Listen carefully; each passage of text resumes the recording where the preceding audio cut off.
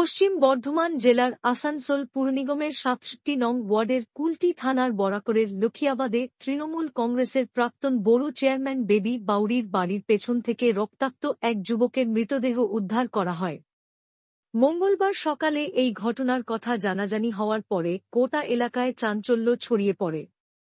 মৃতদেহটি একই পাড়ার বাসিন্দা ২৬ বছর বয়সী কার্তিক বাউরির বলে পুলিশ সূত্রে জানা গেছে।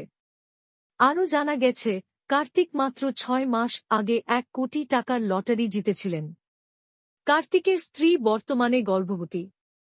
মৃত কার্তিক বাউরির পরিবার অভিযোগ যে তাকে পরিকল্পনা করে খুন করা হয়েছে। তারপরে তার মৃতদেহ তাদের বাড়ির বাইরে ফেলে দেওয়া হয়েছে, যাতে কেউ সন্দেহ না করে যে তাকে পরিকল্পনা খুন করা হয়েছে।